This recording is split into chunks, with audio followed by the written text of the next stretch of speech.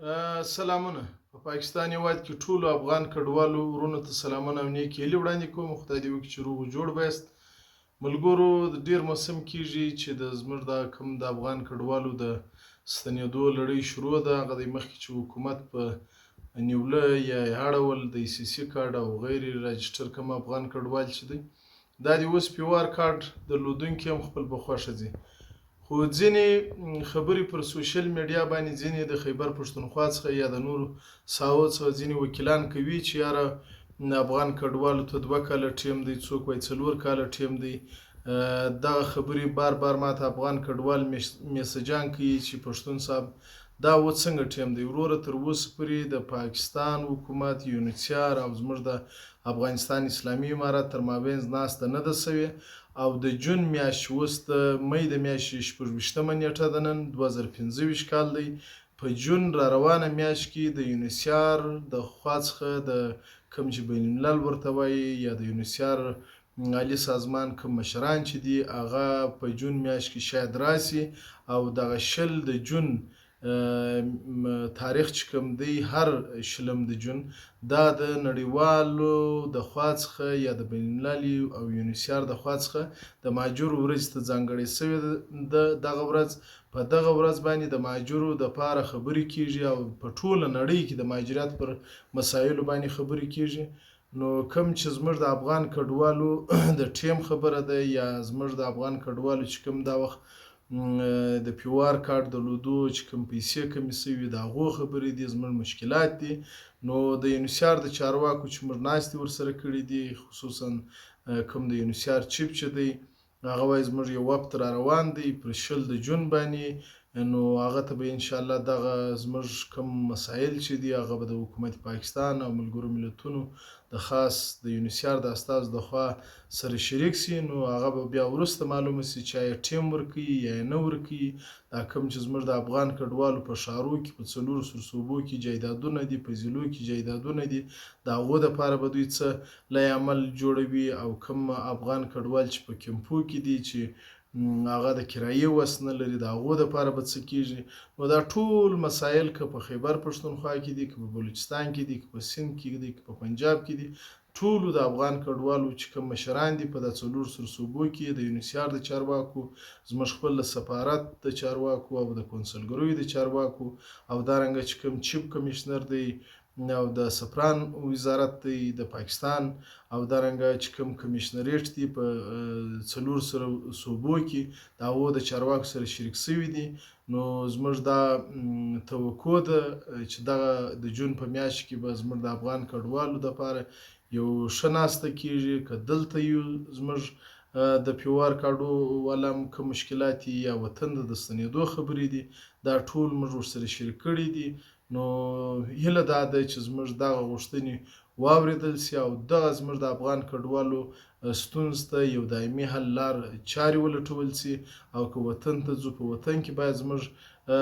مسایل زموږ حکومت او یونیسیار او نورې خیریه ټولنې حل کړي، او که دلته پاتېږو دلته باید زموږ کوم مشکلات چې دي هغه باید حل سي. نو مین مقصد مې د دغه ویډیو دا ده چې تاسو ته دغه آګاهي درکړم چې تر اوسه پورې نه ټیم ټاکل سوی، نه د 2 کالو نه د 4 کالو. دا کومې خبرې چې پر سوشل میډیا کیږي، ځینې خلک یې کوي د خپل فالوورز و د خپل ویوز د اضافه کولو دپاره، دا ټولې خبرې درواغ دي. تر اوسه پورې شی نسته، اما امید سته. یونیسیار چارواکي هم دا وایي، زموږ د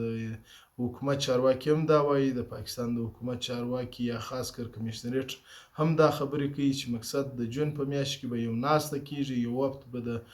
یا یو هیئت به راځي، هغه به د حکومت پاکستان د وفاقي ګورنمنټ سره کښېني، پر دې اړوند باندې به خبرې کوي. حالانکه د حکومت پاکستان د وفاقي حکومت خاص کر وزارت داخلي د خوا بار بار دا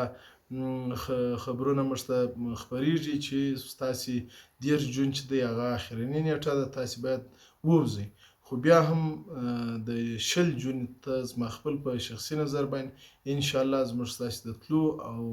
یا د ټیم ورکولو ټیم به معلوم سي. او دا کومې غوښتنې چې زموږ د افغان کډوالو دلته مسایل دي، که هغه د جایدادو دي، که د زمیندارۍ دي، که د ماشینالاتو دي، که د دوی کومې پراپرټیانې دي، یا کوم چې دا اوس زموږ تاسې چکین مراعات چې دی هغه $315 او زموږ غوښتنه